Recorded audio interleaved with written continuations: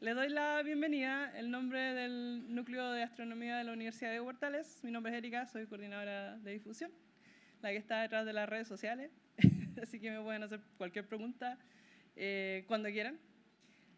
Hoy día debo confesar que estoy un poco más nerviosa que otros días, porque para mí esta visita en particular es increíblemente importante. Wanda es una persona a quien yo admiro muchísimo, realmente debe ser de las personas que más admiro en el mundo. Y tener la posibilidad de traerla acá a Chile, compartir con ustedes todo lo maravillosa que es ella, a mí me pone muy nerviosa porque quiero que salga todo perfecto.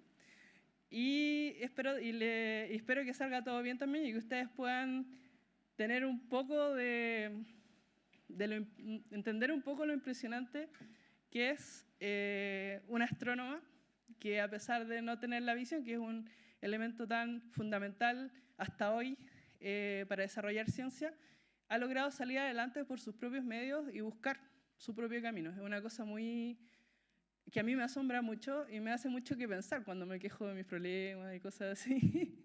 Yo digo, no, pero existe Wanda. Así que no hay nada que yo no pueda hacer. Bueno, quería decirles eso para empezar, que para mí es muy especial esta ocasión. Estoy muy contenta de poder compartir a Wanda con ustedes por esta hora de la charla. Y también les quiero contar que, como siempre, nosotros hacemos observaciones después de las charlas, cada vez que el clima lo permite.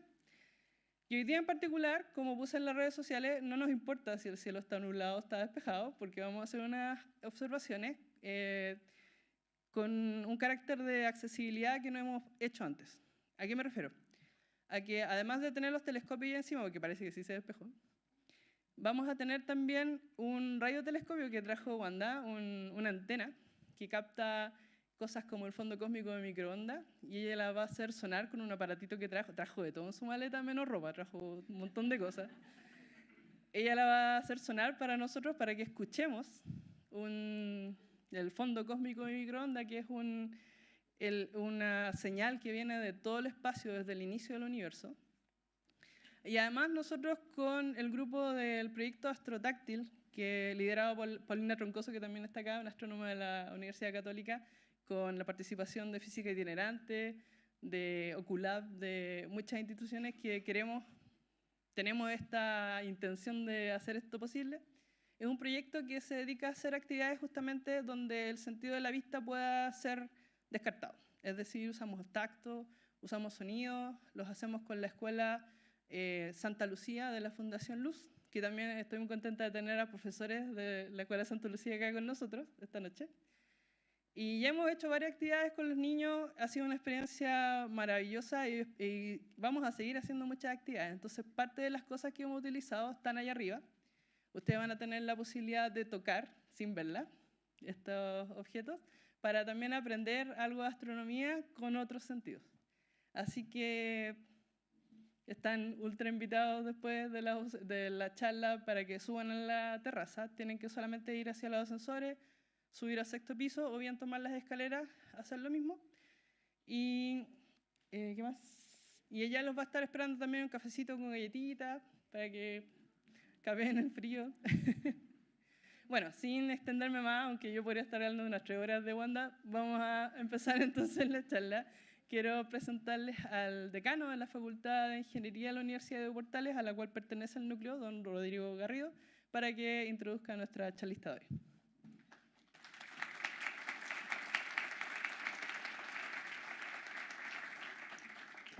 Muchas gracias, Erika.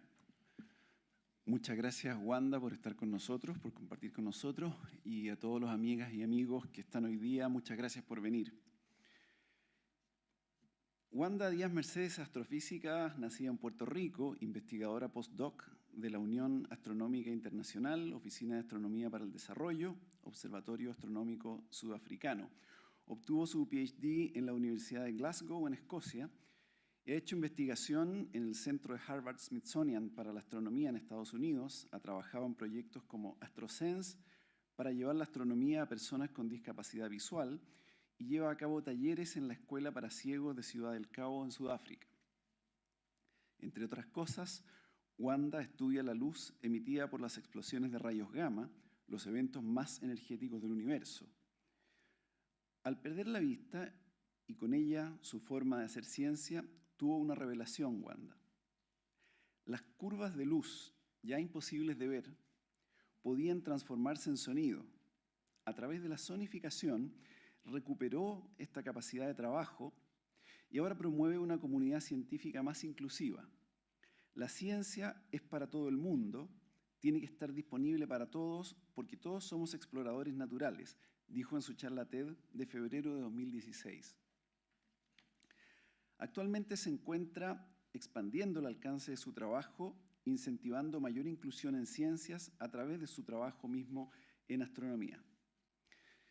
Déjenme comentarles brevemente que este año, 2017, el músico y poeta flamenco Vicente Amigo lanzó un álbum llamado La Memoria de los Sentidos.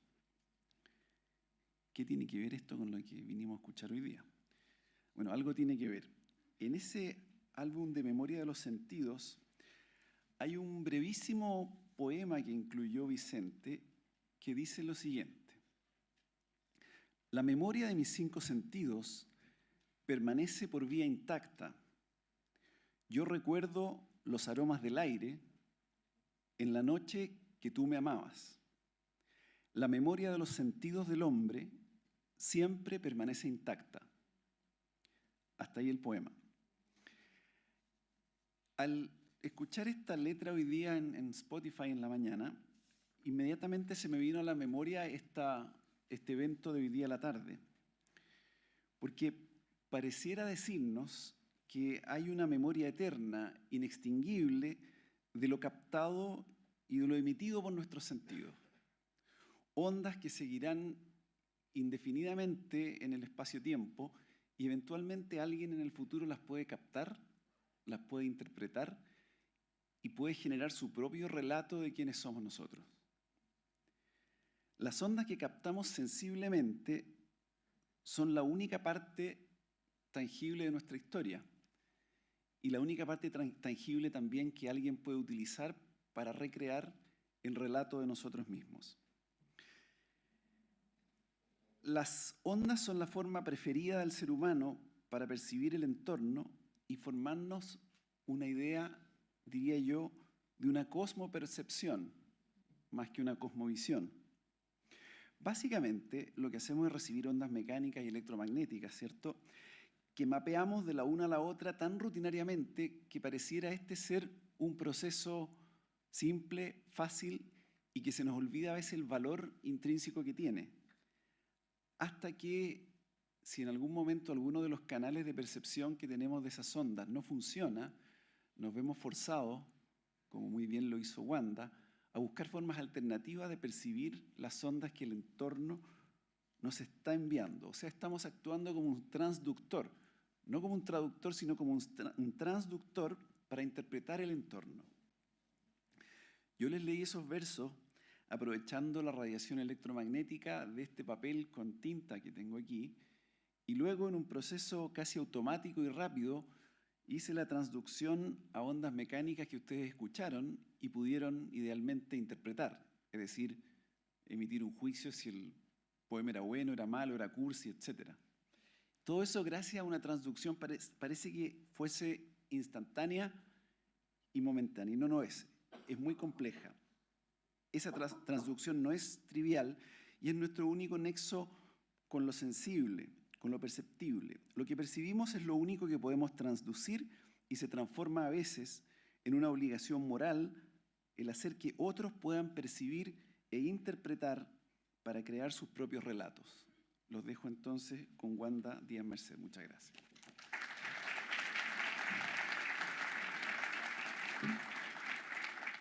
Voy a poner mi botellita aquí. Buenas noches, gracias, decano. Buenas noches, no sé cuánta gente hay aquí, necesito que contesten. Buenas noches. Marcelo está aquí, tenías razón.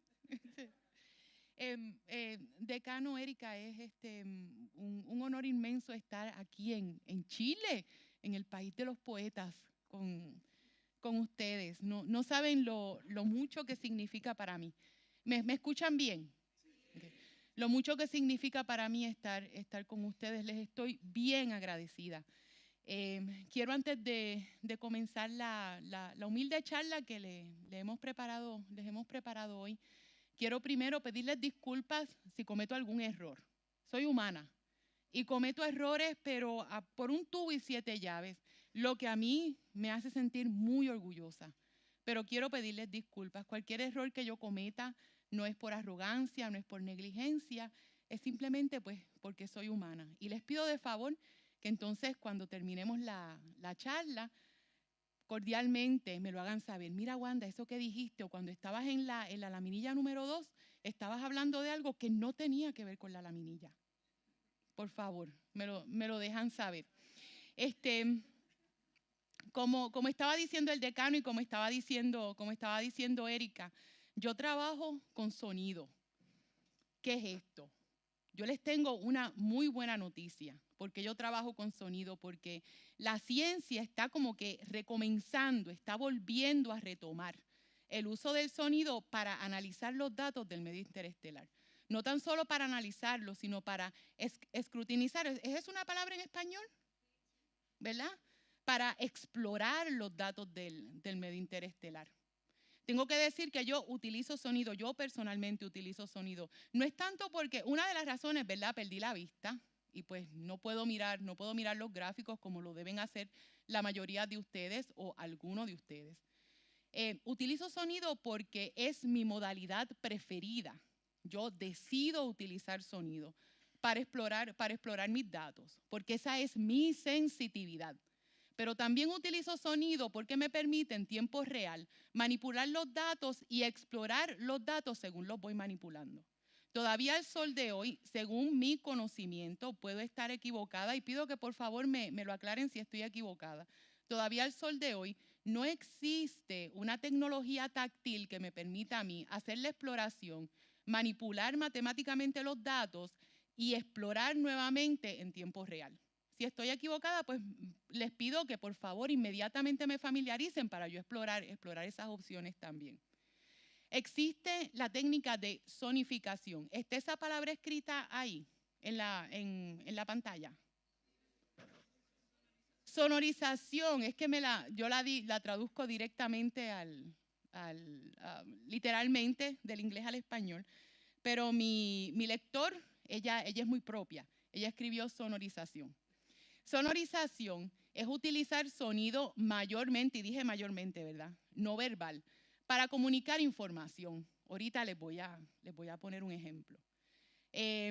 Utilizar parámetros de sonido como por ejemplo timbres, volúmenes, ritmos, tonos, notas para comunicar información. Como por ejemplo el sonido del, ¿cómo se llamaba? El reloj ese que apagaron ahora en Inglaterra, el Big Bang, utilizaba una cantidad de sonidos o unos ritmos para comunicar una hora en específico. Están también las técnicas de audificación. ¿Están familiarizados con la palabra audificar? Sí, qué bueno, tenemos una persona aquí familiarizada. Audificación es la traducción directa de un formato, lo que sea, al formato de audio para una poder monitorear que hay algún cambio o para una poder estar al tanto de que algo está ocurriendo. Les voy a poner un ejemplo. ¿Han escuchado la ecolocación de los bats, murciélagos? Gracias. Tú te debes parar aquí conmigo para hacer la presentación. Un ejemplo, la ecolocación de los murciélagos. Tengo ese problema que las cosas se me olvidan. No es que quiera que se me olviden, sé lo que te quiero decir, pero se me olvidan las palabras. La ecolocación de los murciélagos no está dentro del rango auditivo, pero si nosotros lo audificamos, lo bajamos unas cuantas octavas, entra entonces al rango auditivo humano que va desde ¿cuánto? Tú sabes. No te estoy poniendo, perdón. 20 a 20,000. Más o menos, ¿verdad? Por eso, porque ya yo estoy llegando ahí. Pero yo lo voy a poner que yo lo puedo escuchar, por lo tanto todos ustedes lo van a poder oír. Y yo sé que tú lo vas a poder escuchar porque tú te oyes como de 15.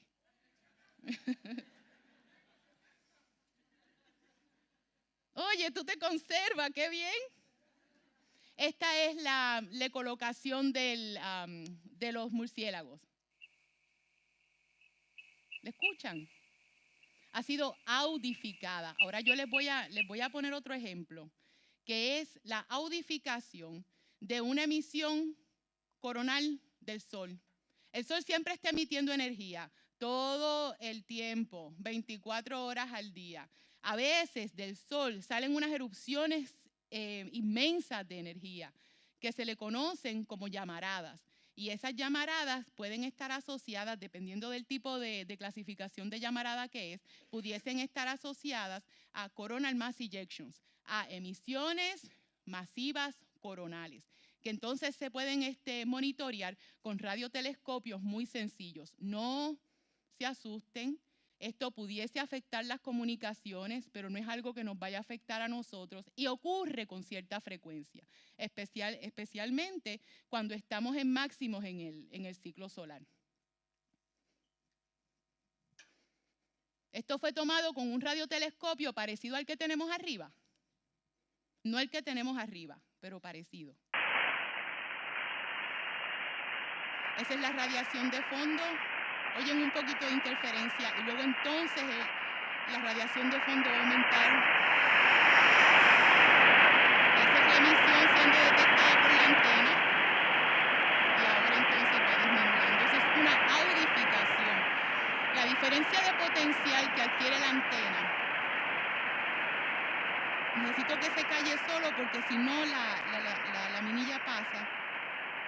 Ok. La diferencia de potencial, el aumento de energía que está detectando la antena, es comunicada a través de un cable conductor al radio o al receptor. Y en el receptor hay un componente electrónico chiquitito, que traduce esa diferencia de potencial a una diferencia de audio. Y entonces yo lo puedo escuchar. Fácil, ¿verdad? Pero ¿tú sabes cuánto nos tuvimos que sentar nosotros para hacer eso tan fácil?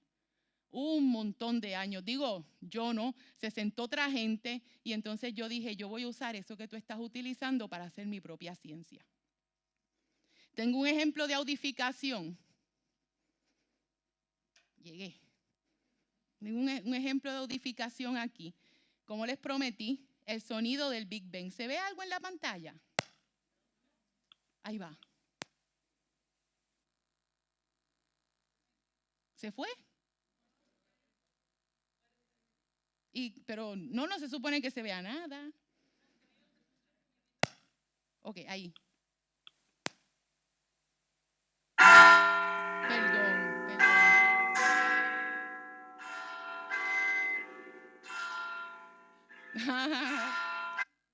Esté indicando una hora en particular, ¿cuáles? No sé. Yo viví en Londres, en el Reino Unido y en Escocia un montón de tiempo y realmente nunca supe cuál era la hora por el Big Bang. Lo disfrutaba, pero nunca supe por qué.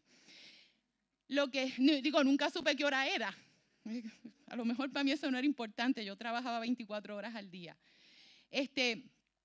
¿Por qué utilizar sonorización?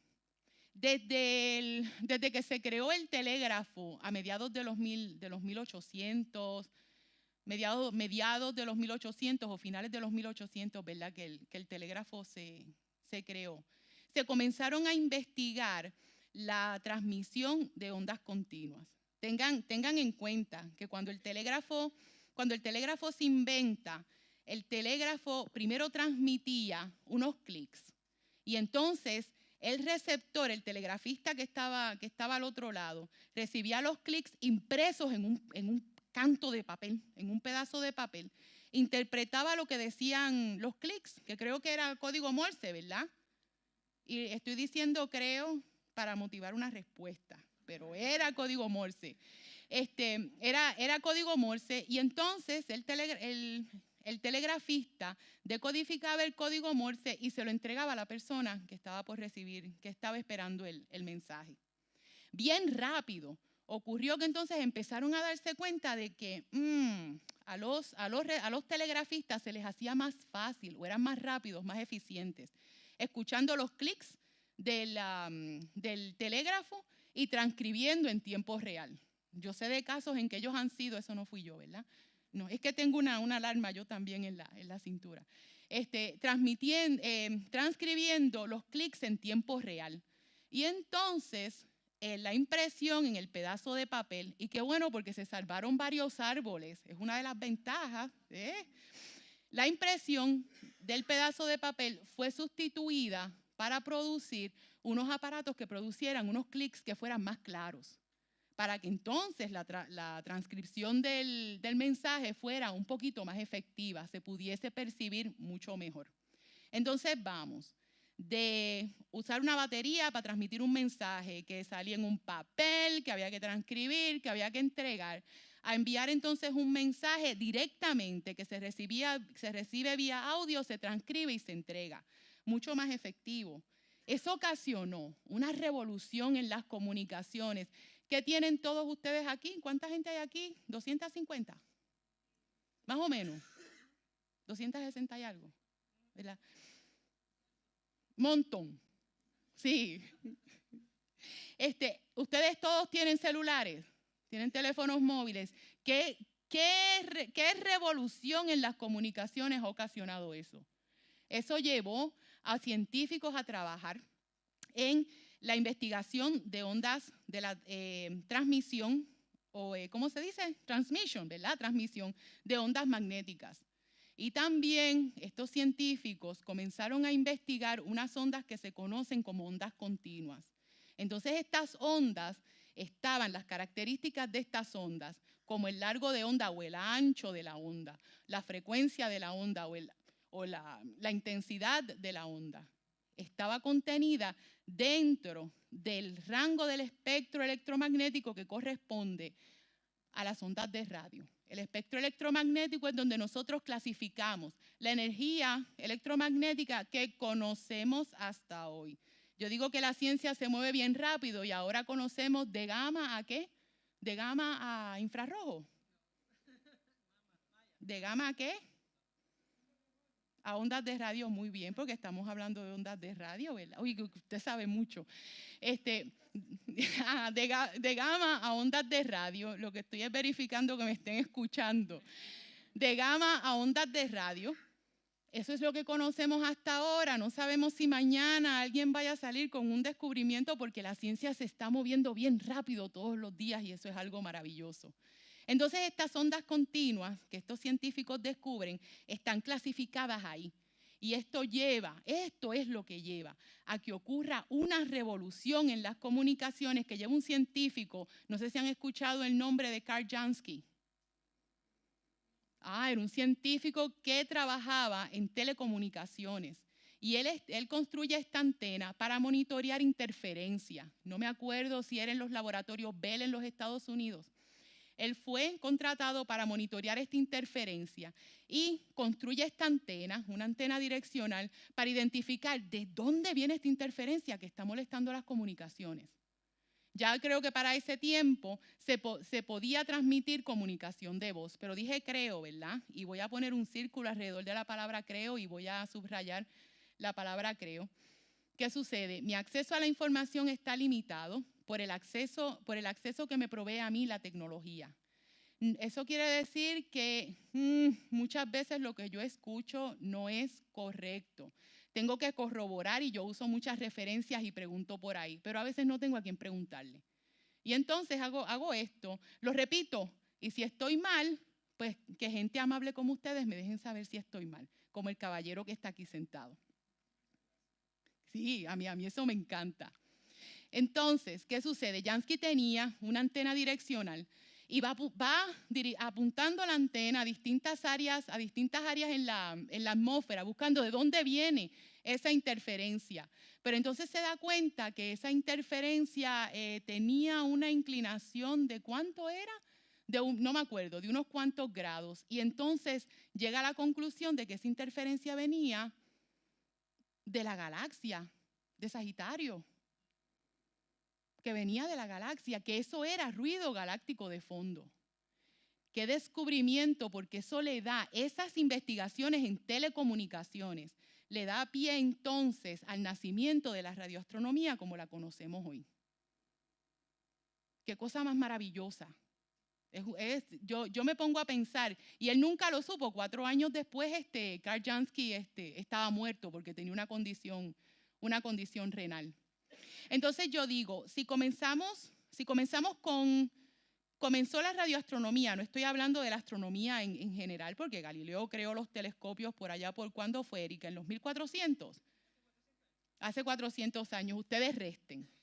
Galileo creó el telescopio, luego entonces unos poquitos años después de Jansky o cerca de cuando Jansky se comenzaron a investigar, se comenzó a hacer investigaciones con rayos X para eventos fuera de la atmósfera, etcétera, etcétera. ¿Por qué si la radioastronomía comenzó con audio? Esto no, de momento el hábito de escuchar los datos murió.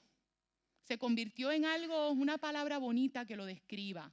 Se convirtió en algo obsoleto, en algo renegado, en algo olvidado. No vamos a decir renegado, en algo olvidado.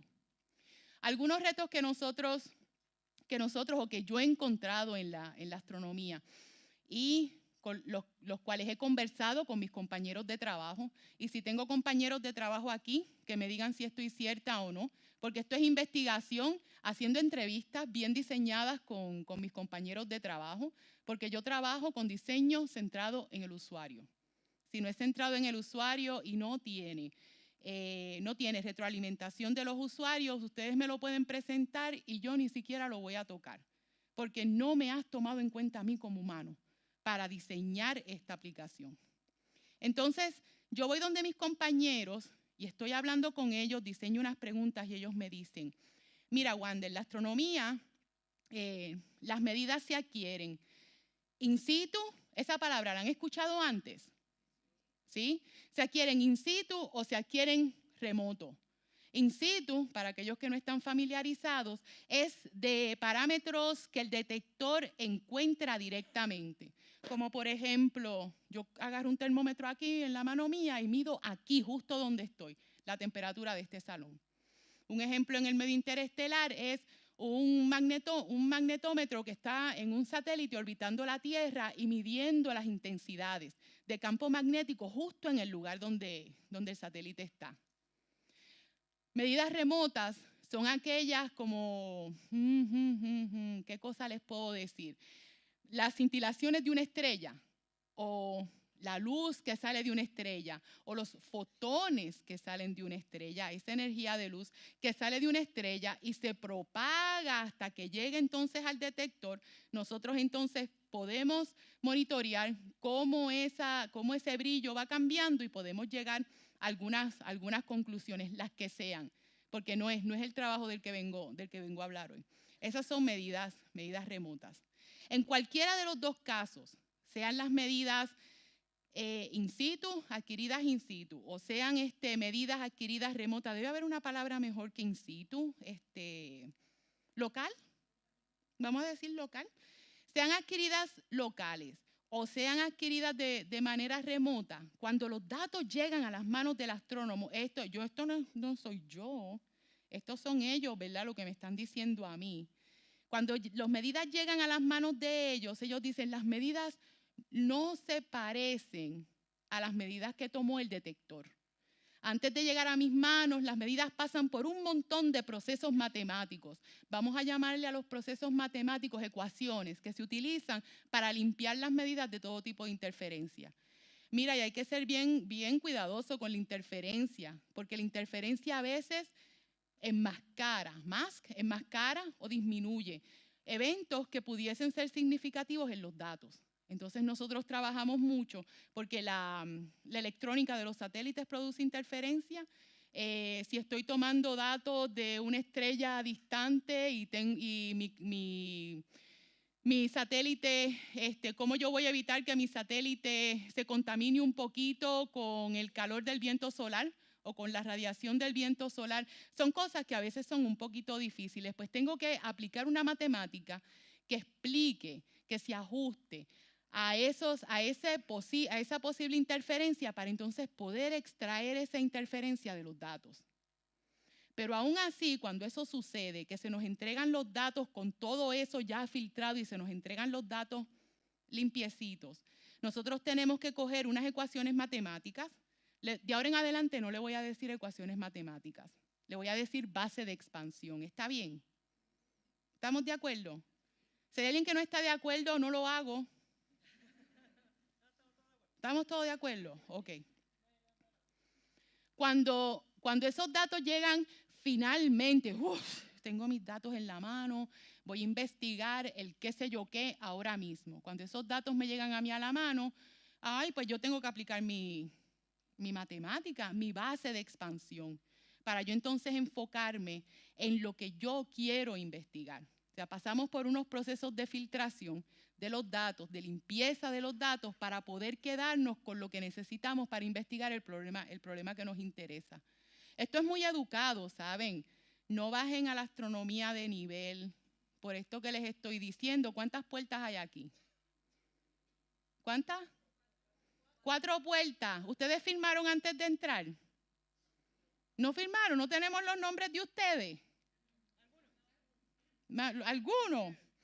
Pues entonces lo que pasa es que vamos a cerrar las puertas, que esto se quede aquí dentro. No tenemos los nombres de ustedes, pero a lo mejor sabemos quién los pueda conseguir en caso de que la voz corra. Entonces, lo que les quiero decir es que todo esto es muy educado, son decisiones muy educadas que se toman, pero arriesgan el que nosotros podamos encontrar eventos de importancia en los datos que pudiesen ser borrados de los datos cuando estamos aplicando estas técnicas de filtración. ¿Puedo decir filtración? ¿Puedo decir? Vamos, qué bueno, porque a veces me da trabajo. Estas presentaciones regularmente yo las hago en inglés. Hice una presentación en mi país y tuve que presentar en inglés después que me preparé para presentar en español. Y entonces es la primera vez que presento en español, aunque yo soy mega hispana. Y entonces tengo todo en la cabeza en inglés y estoy traduciendo simultáneamente. Así que por favor me perdonan.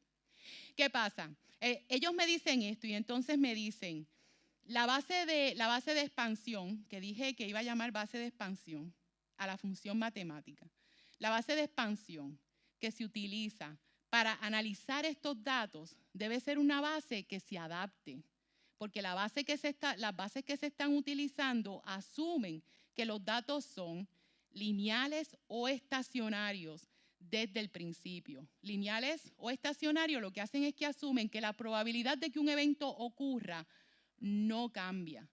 Pero el medio interestelar, según lo que yo sé, y yo pues soy un ser humano y estoy hablando de lo que he leído en los libros, y mi mamá dice que yo escucho como la puerca suelta, que escucho por ahí, lo repito, no es cierto. Yo escucho con mucho cuidado, pero estoy repitiendo, ¿verdad? Asume que la probabilidad de que este evento ocurra no cambia en tiempo o en espacio. Pero el medio interestelar es caótico. Hay una palabra que a mí me gusta mucho, que no me acuerdo de ella ahora. Es caótico. El medio interestelar es turbulento. Es muy turbulento. Quiere decir que la probabilidad de que un evento ocurra, claro que cambia. Claro que cambia con tiempo y espacio. Que nadie me venga a mí a decir que no, porque yo he encontrado cosas en los datos que la gente me ha dicho que no puede ser que estén ahí. Yo lo sé por experiencia. Entonces, ¿qué sucede? Se necesita que la base de expansión, para ayudar mejor a esta comunidad de astrónomos que están trabajando tan duro para explorar por lo desconocido, que esta base de expansión se ajuste, se vaya adaptando a los datos según las condiciones van cambiando. Entonces, para eso, la base de expansión, que dije que eso era la matemática que se usa, no debe ser solamente decidida al principio, debe ser una base que se adapta según el análisis de los datos va avanzando. Utilizando sonido como nosotros lo proponemos, utilizando el sonido así, es muy probable que la base de expansión o la matemática pueda decidirse según el avance del análisis de los datos va avanzando. pero esto requiere un diseño centrado en la habilidad que tiene el ser humano para adaptarse a los cambios que hay en los datos. Trae entonces al ser humano como el centro del diseño dentro de las aplicaciones utilizadas en la astronomía. Otro reto que tiene la astronomía es, y no estoy criticando a la astronomía, este es mi campo, pero yo trabajo para enriquecer mi campo porque yo quiero que mi campo esté al tope. Y está al tope si nosotros entonces incluimos a todo el mundo y tomamos al humano como el centro, como lo hacen aquí en la Diego Portales. Una situación que nosotros enfrentamos es que las medidas que nosotros tomamos contienen mucha más información que la que podemos desplegar con efectividad utilizando las tecnologías que tenemos disponibles. No sé si ustedes están de acuerdo conmigo, porque yo no uso las tecnologías que ustedes utilizan para desplegar los datos. Yo utilizo sonido. Pero, por ejemplo, esto es lo que dicen mis compañeros. Ellos dicen, una ristra de datos que nosotros tomemos del medio interestelar puede contener decenas de órdenes de magnitud en información que no pueden ser desplegadas todas efectivamente para yo poder utilizar mis métodos perceptuales para analizar esa información. Los astrónomos entonces trabajan alrededor de esta situación de no poder utilizar mis métodos perceptuales, de que el despliegue está limitado a ¿cómo se dice? Una resolución, a un tamaño de resolución, o se dice una resolución. ¿Ah? A un rango de resolución. Tú también sabes mucho. Qué bueno.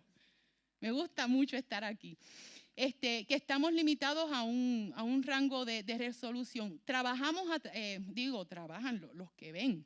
Trabajan alrededor, o esto es lo que me dicen los que yo entrevisté, trabajan alrededor de esta situación, desplegando solamente el pedacito de datos que ellos necesitan, que se aplica exactamente al problema que ellos están investigando.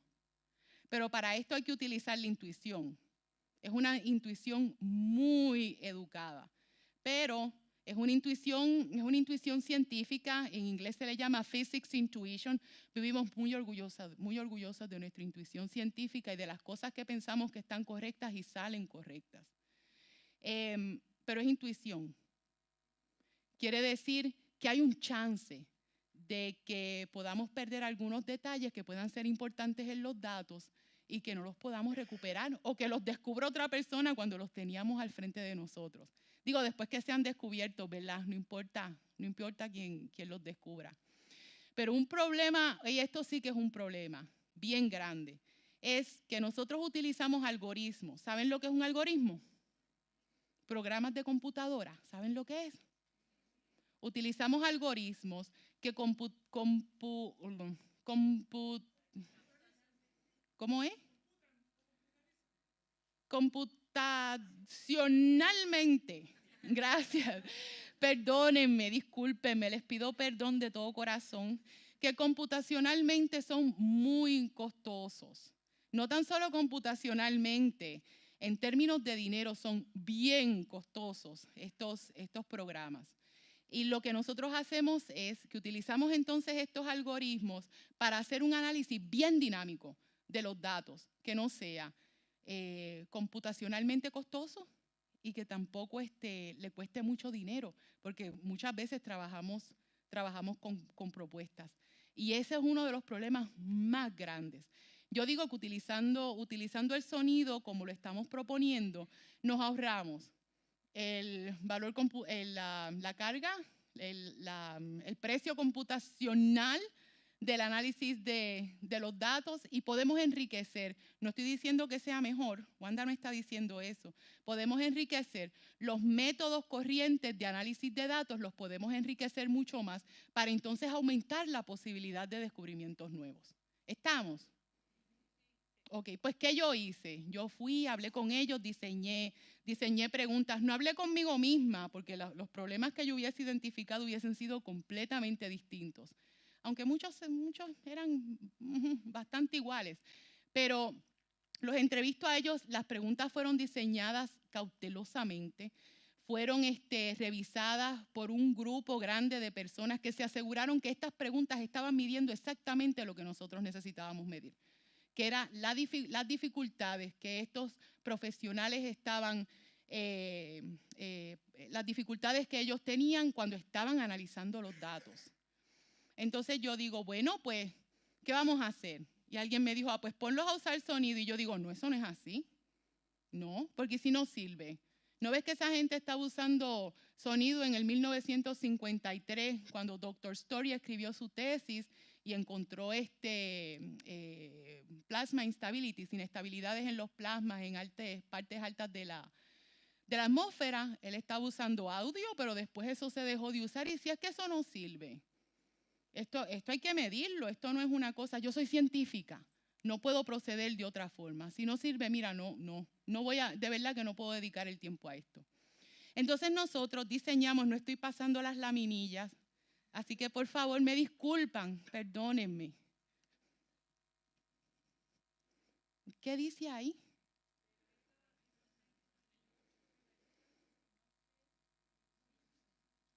Ahí es que estoy, justamente, esa la terminé. Ok. Una gráfica, como un disco. Discúlpenme. Entonces, ¿qué yo hago? Yo entonces digo, vamos a diseñar un experimento donde nosotros podamos medir si estos astrónomos, la ejecución de estos astrónomos identificando eventos en los datos mejora cuando utilizan sonido. Esto no es tan fácil como decirle a alguien, ven y siéntate aquí, escucha eso y mira a ver si encuentras algo. Nosotros tuvimos que simular una tarea que es utilizada, una tarea visual, que es utilizada con cierta frecuencia por astrónomos que trabajan con galaxias que puedan ser candidatas a tener hoyos negros. Se dice que el gas molecular alrededor de la galaxia produce, si es candidata a tener un hoyo negro, va a producir un espectro o un gráfico que va a tener 2 picos, como el que ustedes están viendo en algún sitio que yo estoy apuntando aquí. ¿Para dónde apunto, Erika? Miren para la letra B. La letra A es la galaxia y ven el gas molecular así. Y entonces en la letra B ustedes van a ver los 2 picos, ¿verdad? Pues el espectro produce 2 picos que pueden ser de cualquier intensidad, estar en cualquier lugar en el campo visual, pero conservan simetría. Conservan simetría. Entonces yo puedo colocar esos 2 espectros, yo puedo crear una tarea que cognitivamente y físicamente sea bien complicada para estas personas poder identificar eventos. Porque si un evento está contenido en la periferia del campo visual, un astrónomo tradicional, ¿saben qué? Les ha puesto el sueldo de un año. Yo trabajo en África, entonces pues el sueldo de un año pues a mí me da. Pero ¿verdad? Pero menos el sueldo de un año. Les ha puesto el sueldo de un año, que si el evento está en la periferia del campo visual, no lo van a ver. Entonces yo simulo esa tarea y lo que hago es que varío, selecciono, voy a la literatura y busco dónde está el boundary, dónde está la frontera, donde los mecanismos de atención, cuando los mecanismos de atención son más complicados para el ser humano. La frontera entre el centro del campo visual y la periferia del campo visual. Ahí yo voy a poner la señal. Elegimos entonces, basados en la literatura, que era a 8 grados de campo visual. Y lo pusimos ahí. Y de ahí entonces nos movimos a la periferia. 8 grados, 16 grados y 24 grados. No tan solo hacíamos eso, sino que aumentábamos y disminuíamos la cantidad de ruido, no tan solo la cantidad de ruido, que se los estoy mostrando en uno de estos aquí. ¿Cuál es? La C. Les estoy mostrando el ruido.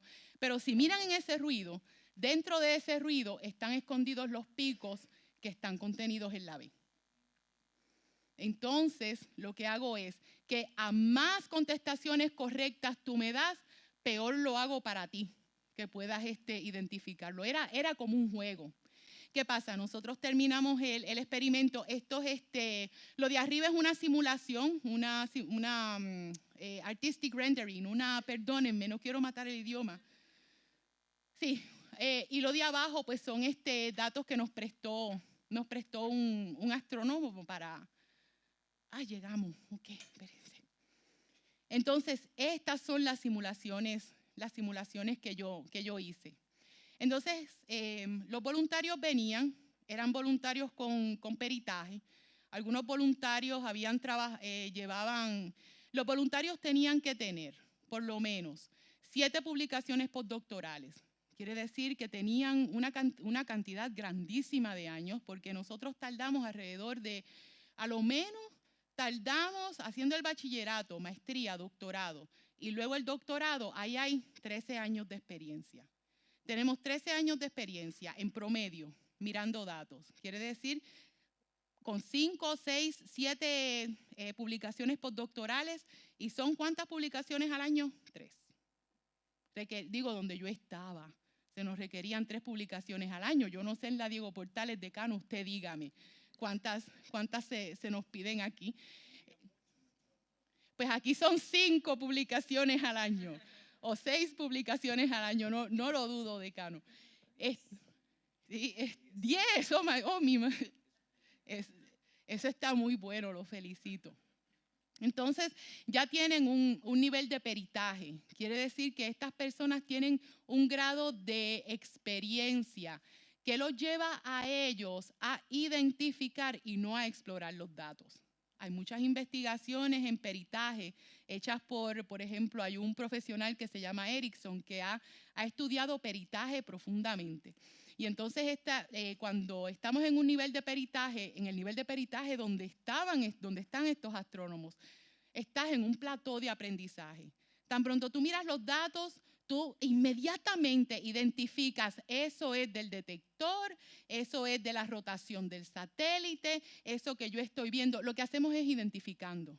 Entonces, la parte de exploración es bien importante porque la llevamos a cabo, pero no estamos explorando tanto como identificando cosas en los datos, esperando un pico o esperando una absorción en los datos. No estoy calumniando. ¿Verdad? Es que yo me siento a estudiar y pues te estoy repitiendo lo que salió de mi estudio. Entonces, ¿qué pasa? Mis voluntarios tenían que identificar señal con estímulo visual solamente, mirando y diciéndome, ahí hay señal, ahí no hay señal. Con estímulo auditivo solamente, ahí hay señal, ahí no hay señal. Y con la combinación de estímulo auditivo y estímulo visual. Los resultados fueron ¿cuáles? Que cuando el astrónomo, yo le digo tradicional, no debo decirle tradicional. Cuando el astrónomo que utiliza los métodos de aprendizaje que estamos utilizando hoy en día, o que son los métodos de aprendizaje que se pueden utilizar con las aplicaciones que utilizamos para hacer la ciencia, cuando esos astrónomos utilizan sonido como adjunto a la exploración visual, la sensitividad de ellos a eventos que están contenidos en los datos aumenta. Entonces ahora yo puedo decir, si el evento está contenido en la periferia del campo visual, entonces la posibilidad de que se te pierda. ¿Quién es astrónomo aquí? ¿Yo? Ok. Pues a mí se me va a perder porque no lo veo, pero pues la posibilidad de que a Paulina se le pierda el evento va a ser mucho menor si está utilizando sonido como adjunto al campo visual. Eso nosotros tenemos las publicaciones, no les puse los números ahí porque son feísimos. Yo a mí misma no me gusta desplegarlos porque realmente pues visualmente no tienen sentido. Okay. Entonces, ahora yo les voy a poner a ustedes, sé que les tengo una oreja ahí bien grande, porque les quiero hablar a ustedes de una emisión coronal mass ejection, una emisión coronal masiva. que asociada a una llamarada solar que ocurrió el 28 de octubre del 2003. Eso fue hace 13 años atrás, ¿verdad? 2003, sí, 13 años, 14. 14 años atrás ocurrió esa llamarada. Entonces, esta llamarada fue bien fuerte y a mí me gusta esta llamarada porque se le conoce como la tormenta de Halloween, porque salió el 28 de octubre y el día 30 de octubre ella estaba llegando a mi radiotelescopio, el primer radio que yo utilicé, o lo tengo aquí, no sé, si lo tuviese aquí se los enseñaba. Va a estar arriba. Yo la pude detectar con ese radio. Entonces, lo primero que les voy a poner es una audificación de cómo las intensidades de campo magnético, como les dije primero, ¿verdad? Que el Sol está emitiendo energía todo el tiempo está emitiendo energía. Cuando hay partículas que se mueven muy rápido, producen un campo magnético. Pues entonces esta emisión de energía sale del Sol, las partículas se están moviendo de bien rápido, entonces las intensidades de campo magnético en el espacio entre los planetas aumentan. Y nosotros vamos a escuchar cómo las intensidades de ese campo magnético, de ese componente del campo magnético, aumenta según la emisión coronal masiva. Llega a una constelación de satélites. Cuando digo constelación es a un número de satélites. Primero llegó a un satélite que se llama ACE, o Advanced Composition Explorer. Después llegó a un satélite que se llama WIND. Y después entonces llegó un satélite que se llama GOES. Y después la detecté yo en mi radiotelescopio. Esa no la van a escuchar, la mía, pero ahí las tengo las tres. Les voy a poner un cantito nada más porque es bien larga. Tendrían que estar aquí escuchando un montón de horas porque tarda muchísimo. Imagínense, salió el 28, llegó el 30, no tenemos 2 días. Pero les voy a poner un cantito. Si tuviéramos 2 días estábamos aquí. Denme un segundito. Ok. El gráfico que tienen ahí no corresponde. Tienen un gráfico, ¿verdad? No corresponde a los datos. Les voy a hablar de ese gráfico luego. Cierren los ojos y escuchen.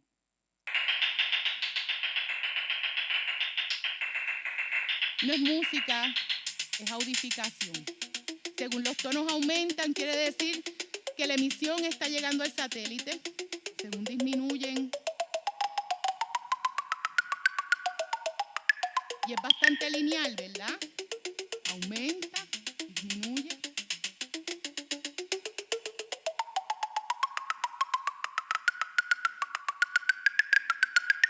Vamos a quitar.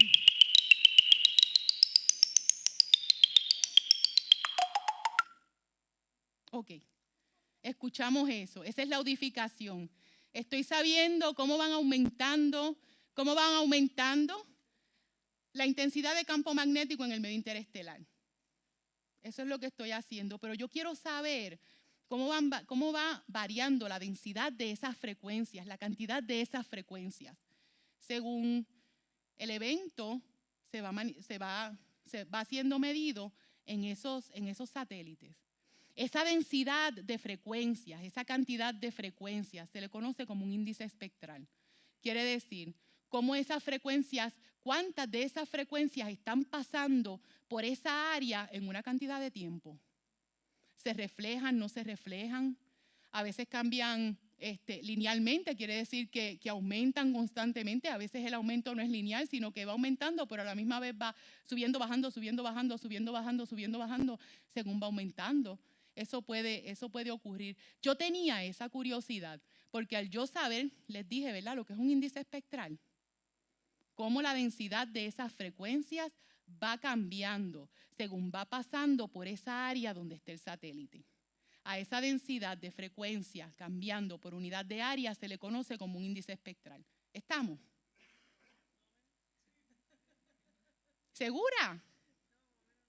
¿Segura? Porque los demás me están diciendo que sí. Ok. Entonces, yo quiero saber cómo esas frecuencias que ustedes escucharon, que las acaban de escuchar, escucharon unos tonos aumentando. De momento, al principio, como que bajó un poquito, aumentó. ¿Cómo eso en cantidad varía. Yo quiero saber eso. ¿Qué pasa? Que cuando yo sé cómo la densidad de esas frecuencias cambia, cómo la cantidad de esas frecuencias pasando por una unidad de área cambia, yo sé cómo se están comportando las partículas que están dando pie a que esas frecuencias ocurran.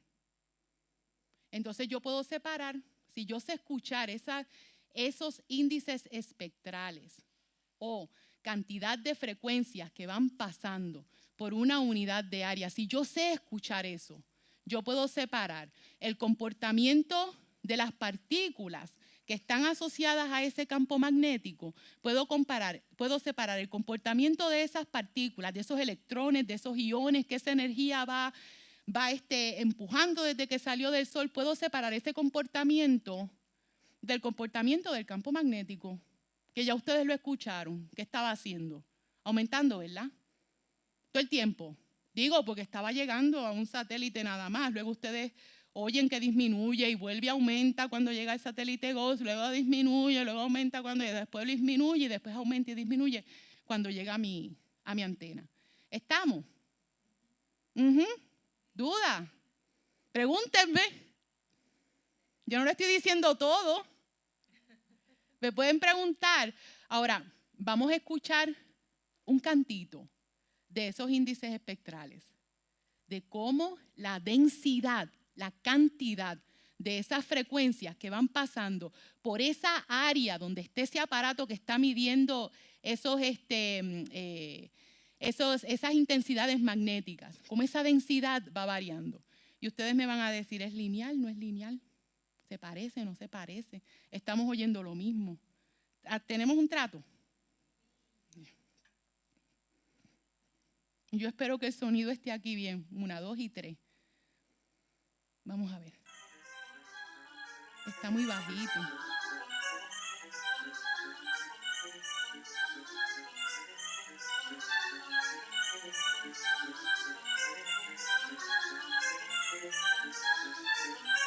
Son los mismos datos. Estás exactamente escuchando el gráfico. Lo que pasa es que con sonido se escucha como.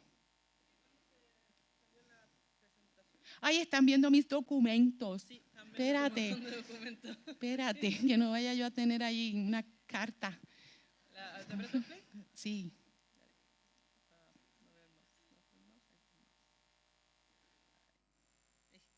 Ok.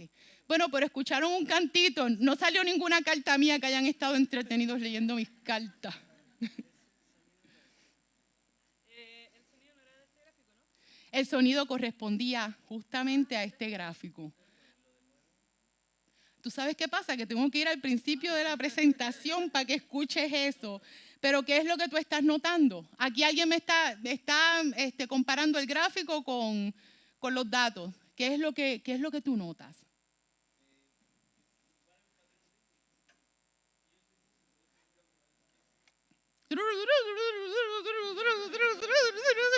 Sí. Sí. Varía en altura un poquito y en algún momento. Y llegaste a notar en un momento que la intensidad disminuyó brevemente. ¿Verdad? La intensidad disminuyó brevemente cuando la curva está aumentando todo el tiempo. Quiere decir que entonces, ¿qué pasa? Que de ahí entonces yo sé cómo están interaccionando las partículas que están generando el campo magnético. Estaban los electrones chocando con los iones.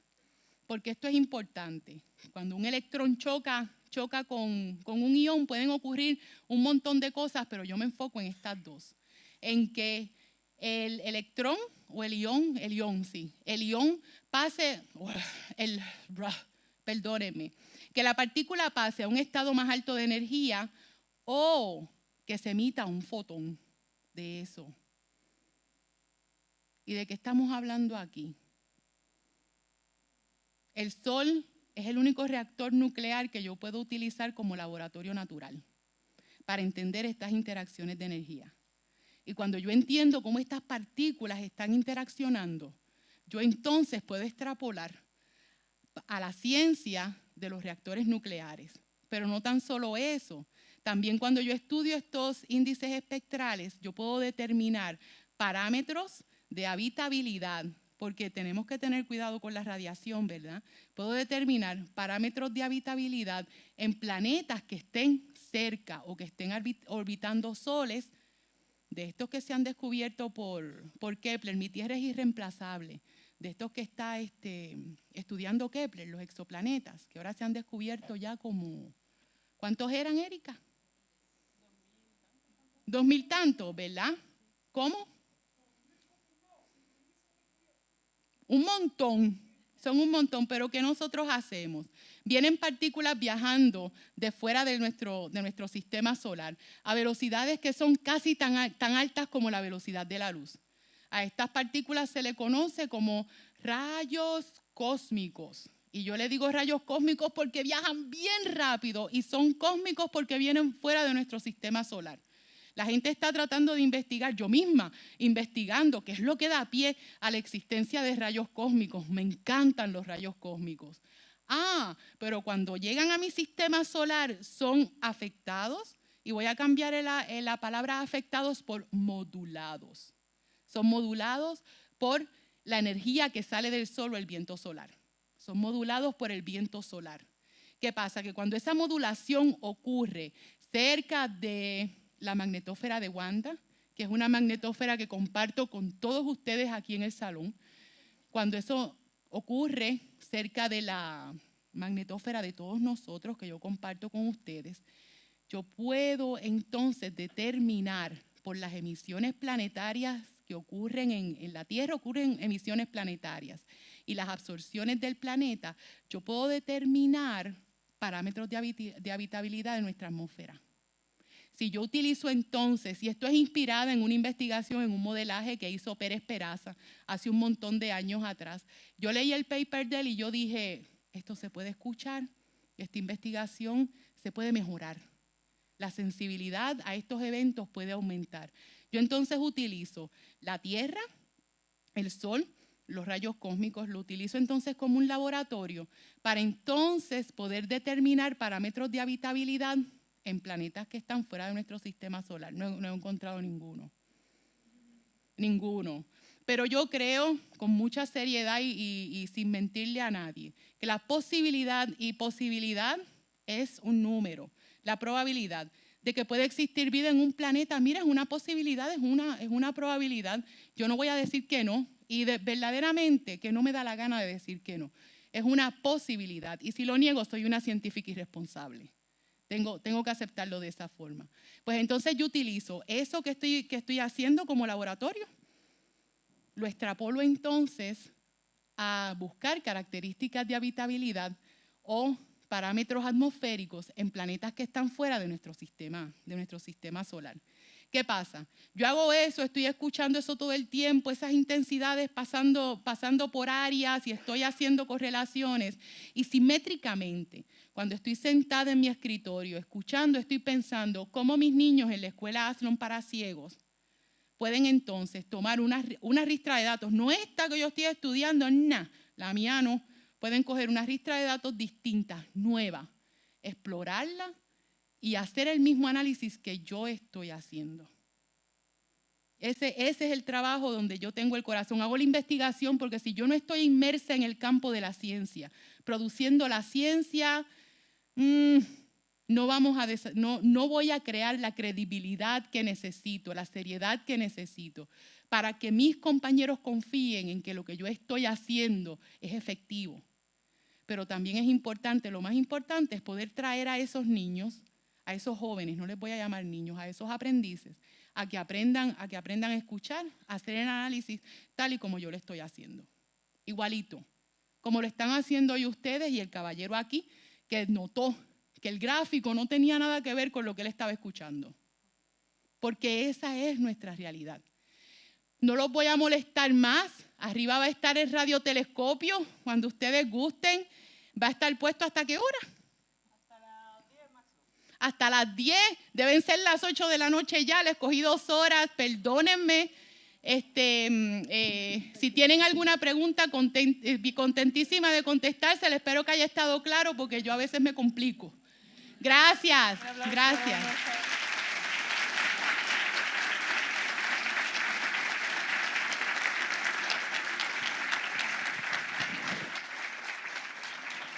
Todavía no, déjatelo puesto para contestar la pregunta. Ahí. ¿Está bien? Sí. Ya. Bueno, me gustaría saber si alguien tiene alguna pregunta para nuestra querida Wanda. ¿Están todos tímidos? Estaba todo claro. Qué buena maestra soy, Sí, ¿verdad? demasiado buena la charla. Yo lo sé. Ya, por acá hay un par de preguntas. Muy bueno, sí. Les voy a pedir cuando pregunten que lo hagan con micrófono para que se escuchen los videos y se paren también. Me gustaría si es que pudieras explicar un poco más el gráfico que sale atrás, porque veo algunos números y yo no sé nada. Sí. ¿Por qué el índice espectral es negativo? ¿Qué significa el WIN por 17? Y todas esas cosas. ¿Dónde es que dice WIND por 17? WIND Arriba es el del nombre. gráfico. WIND es el nombre del satélite que obtiene los datos. Esto es cómo está variando el índice espectral, si lo tengo ahí. ¿Lo tengo ahí? Sí. Esto es cómo con la matemática va variando el índice espectral según el choque va llegando al satélite WIND, que tienes el nombre allá arriba. Y entonces X17 es el nombre de la llamarada que nosotros detectamos. Ese es el nombre de la llamarada, la clasificación es X, que es la clasificación más fuerte. Creo que tenemos cinco modos de clasificarlas y X indica que es una de las llamaradas más fuertes. Eso es el nombre. Entonces, a la parte, ¿cómo es? Esta es la izquierda.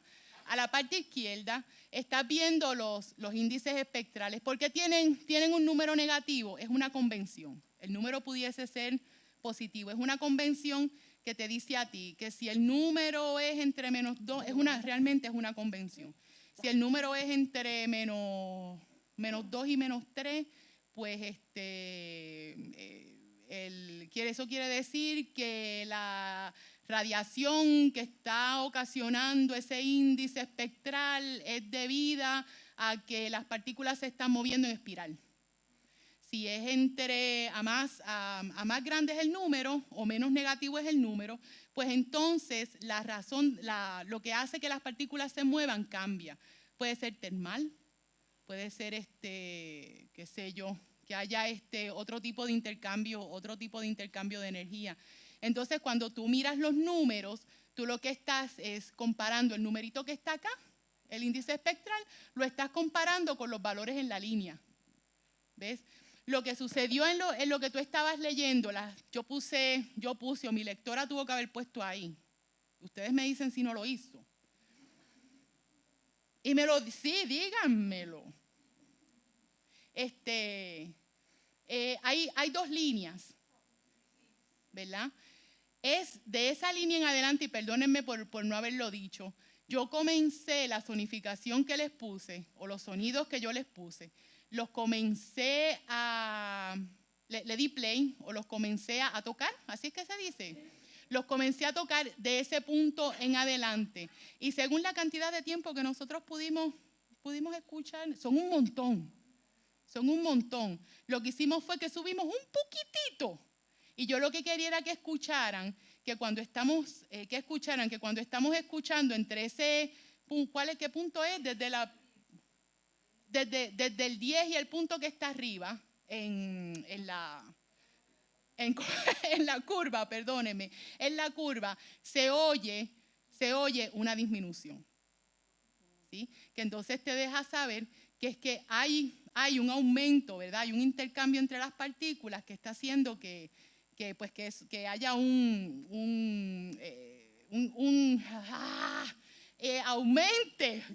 el estado de energía de las partículas. Perdónenme, les pido perdón de todo corazón. ¿Quedó claro? Y perdónenme por no haberlo explicado al principio. Esto es sí, el tiempo, sí. Creo que tienes la fecha. Sí, y entonces creo que lo tengo, comienzo el 0, es en 00 horas Zulu, tiempo universal, que es entonces el eje que tienes a la parte derecha, a la parte izquierda, perdónenme, yo acá que no sé de izquierdas y derechas. Aquí tenemos otra pregunta. Profesora Wanda, Sí.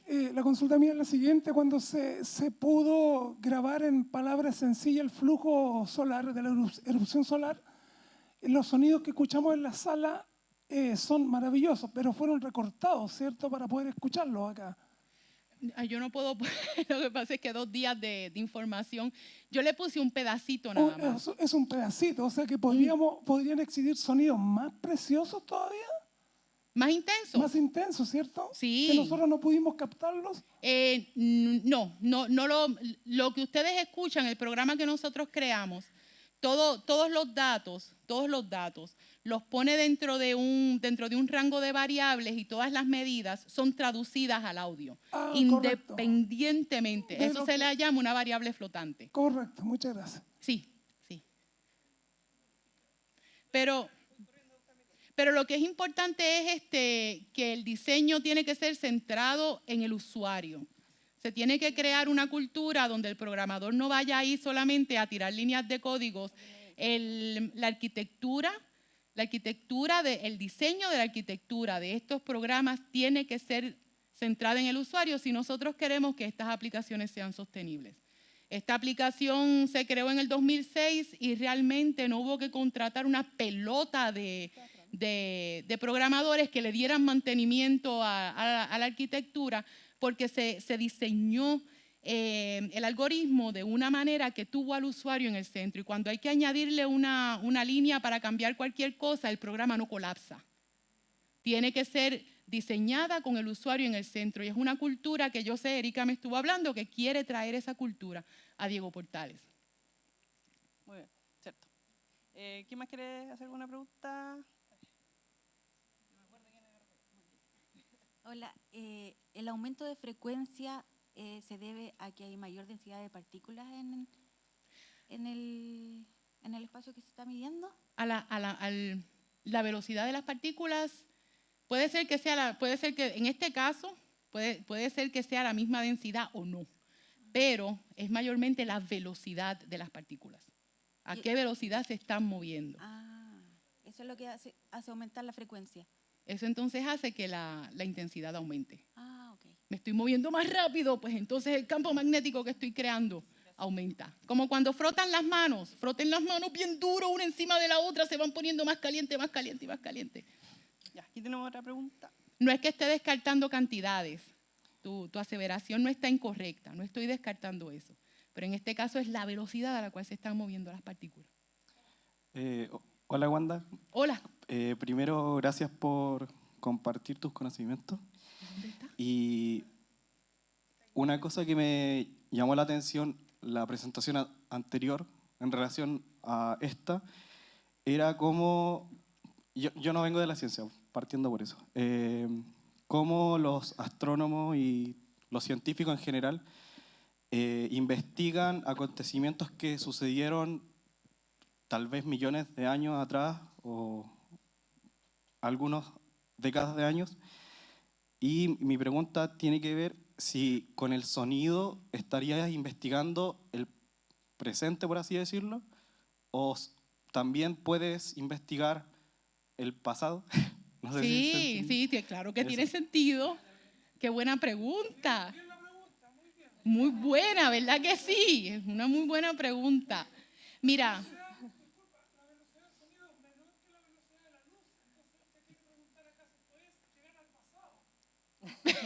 Es cierto, es cierto. Pero mira, tu pregunta es muy buena. Una de las cosas que nosotros hacemos cuando yo estaba estudiando estrellas pulsantes es que tú utilizas la variabilidad, se le llama estrellas pulsantes o estrellas variables, porque el brillo de la estrella varía. Y una de las cosas que tú haces es estudiar la periodicidad del cambio en el brillo, la variabilidad del brillo de esa estrella en cualquier largo de onda, para entonces tú poder identificar periodos que te den información a ti sobre la evolución estelar, porque son periodos, ocurren dentro de unos intervalos de tiempo. Entonces nosotros utilizamos eso. Si son números Nosotros podemos estudiar utilizando sonido cualquier cosa. Una de las cosas en las cuales yo estuve trabajando hace un montón de años atrás, que no te voy a decir cuántos, que yo estuve estudiando, es hidrógeno neutral, que es la línea de hidrógeno que han estado buscando estos astrónomos que pudiese indicar el momento en que la fuerza gravitacional no era la fuerza primordial, la fuerza, ¿cómo se dice? Dominante. La fuerza dominante en el universo. ¿Tú sabes hace cuántos años atrás era eso? Estamos hablando ¿de cuándo, Erika? ¿Hace tantos años atrás? Perdí el hilo. ¿Estás hablando del fondo cósmico de microondas?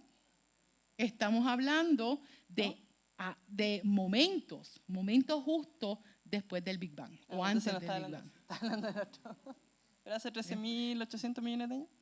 Más o menos, que yo abro un libro y digo cuántos años son, lo busco ahí, después sigo escuchando los datos. Para mí, pues no me lo tengo que memorizar. ¿Ah?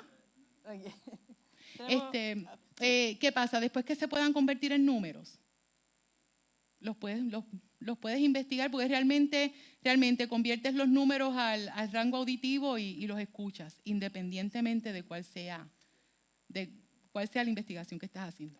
Qué buena pregunta. Tenemos dos preguntas más, el joven aquí y el joven de corbata blanca ya muy elegante. Y luego les voy a contar que como Wanda es tan famosa, porque es famosa aunque no quiera tenemos que salir más, ¿verdad? Tenemos que salir más para la calle nosotros. Después hay unos periodistas esperando hablar con ella, entonces los voy a invitar a que suban, porque ella va a subir después de que hable con los periodistas, para que allá sigamos compartiendo con ella. Así que dos preguntas más y los invito a todos a subir. Voy a buscar el radio. Estaba por hola. aquí. A buscarme el radiecito para... No, primero que nada, muchas gracias por la charla. Sí, un gusto conocerla también. Y de antemano quería pedir disculpas si es que con la duda omito algún detalle que mencionó durante la presentación. No, aquí no hay nada. Aquí no hay una pregunta que sea equivocada. Todas las preguntas son buenas. Quería saber si se ha logrado audificar algún agujero negro, poniendo el caso más famoso, alguno de la Vía Láctea, o si eso ya es algo más especializado, como por ejemplo el LIGO con las ondas gravitacionales. LIGO audifica. Agujeros negros, hay modelos, la doctora Jana Lavin estaba trabajando con eso. Ella no ha logrado todavía, que yo sepa. Acuérdate que lo que yo sé, a lo mejor no es lo que Google tiene último hoy. Todavía ya tiene modelos de cómo debe sonar, al igual que el modelo de LIGO existía, y después que descubrieron el primero, pues ya se han escuchado 3 ondas gravitacionales, ¿verdad? Sí. ¿Verdad que sí? Se han escuchado 3 ondas gravitacionales. Pero hasta lo último que yo sé, todavía ella no había escuchado uno real. Tiene los modelos, cómo debe escucharse. Pero todavía no había escuchado alguno. Si tú encuentras algo, por favor, intercambio mi correo electrónico contigo y me envías la información. Por supuesto. Investiga tú, tal vez te toca. Sí. Hacerlo, sí, si del tienes mañana. la curiosidad, sí. Gracias. Ya yo te enseñé el espectro que producen. Te tengo comenzado ahí. Ya. La última pregunta por acá.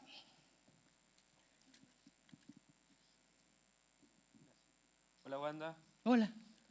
Mi pregunta tenía que ver con respecto a las limitaciones de utilizar el sonido para recibir la información. Sí. Es cierto, y tienes toda la razón, que cuando uno observa una cantidad muy grande de datos, es fácil que visualmente se pierdan las variaciones en estos datos. Sí. Pero cuando tenemos un gráfico regular, es fácil ver visualmente el espectro completo de la cantidad de datos que nosotros tenemos, porque la imagen es constante. O sea, nosotros podemos acceder visualmente al mismo tiempo a todo el rango de los datos, mientras que auditivamente lo hacemos de manera instantánea, por momento. ¿Cómo lidian ustedes con esta limitación? O sea, ¿tendrían que trabajar mucho con la memoria o repetirlo una y otra vez? ¿O realmente tienen han desarrollado otras herramientas para poder trabajar mejor este problema, digamos. No quiero llamarlo problema realmente. Sí, perdone que lo interrumpa. En el caso de la persona que ve que ya tiene un peritaje haciendo análisis de datos, la situación de la persona que ha alcanzado un nivel de peritaje es que está en ese plató de aprendizaje y se le hace muy difícil. Por más que esto le aumenta la sensibilidad, hay que desarrollar unas técnicas de adiestramiento para que esa persona se readiestre. Ahora, a lo que voy. Es posible readiestrarse porque se ha comprobado que con la práctica uno adquiere peritaje. Y nosotros hemos hecho experimentos, no hablé de ellos aquí, experimentos en adiestramiento y hemos demostrado que cuando se les adiestra basados en error, la ejecución de la persona que está siendo adiestrada mejora y mejora mucho. Perdonen que no traje los datos, ¿verdad? Gracias por traer la pregunta. Tráiganme una próxima ocasión y yo les muestro los datos. Sí. ¿Has trabajado con datos táctiles? O sea, poder acceder con tus manos al gráfico para hacerlo de manera global, o sea, simultáneamente a todo el gráfico, como se hace con la vista, por ejemplo. No, de manera global no funciona. No funciona. No existe una tecnología en tiempo real que me permita a mí producirlo tan rápido como yo puedo escuchar, como tú pudieses escuchar y ver o como yo pudiese escuchar los datos, hacer un escaneo de los datos rápido. Sí existe una aplicación que me permite a mí hacer un escaneo rápido de los datos para tener una idea de más o menos cómo se están comportando estos datos. Luego entonces, en mi segundo paso, una vez yo tengo una idea, entonces yo entro a escuchar y a comparar un tono con el otro, porque yo estoy explorando por lo desconocido. Yo no estoy solamente identificando eventos en los datos. ¿Qué sucede? El programa de zonificación permite marcar regiones. Permite yo extraer unas regiones de donde yo pienso que pude haber escuchado unos armónicos o pude haber escuchado qué sé yo, un subarmónico, por ejemplo. Es mucho más fácil hacerlo con sonido que yo sentarme con un programa de computadorización a extraer armónicos. Da muchísimo, por lo menos a mí me da muchísimo trabajo hacerlo. El programa le da a una la capacidad de poder hacer eso. Como también la persona que ve puede tomar ¿cómo se llama eso? Lo que una coge con la mano y ¿el mouse? ¿El ratón? Sí. Entonces, usted puede coger el ratón y con el ratón entonces, como si fuera un estetoscopio de un doctor, cuando están escuchando el corazón, puede entonces barrer el gráfico con el ratón. Yo pues no lo uso porque verdaderamente, pues yo sé que el gráfico está ahí, pero pues,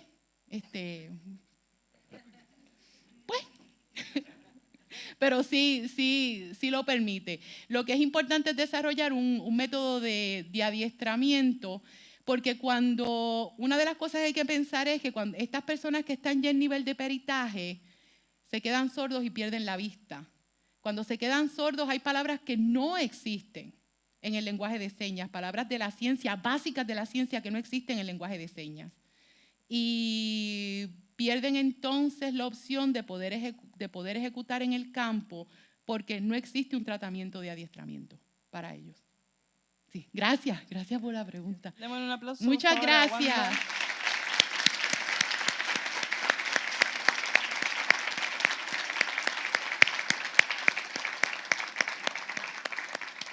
Bueno, te tenemos una sorpresita, un regalo. Ay, qué bueno. Déjame tomar la botella. Sí. Es un regalito que le hicimos especial. Bueno, no lo hicimos. Le pedí a la artista Silvana Zúñiga, Anima Hop, que hemos trabajado con ella muchas veces, que lo hiciera. Espero que te guste. Ay, gracias, Sil. Claro que me gusta. No lo diseñamos centrado en el usuario porque era una sorpresa. Pero espero que te guste de todas formas. Huele fresquecito. Gracias, Silvana. Gracias, Erika. Gracias, Diego Portales. Muchas gracias. Muchas gracias.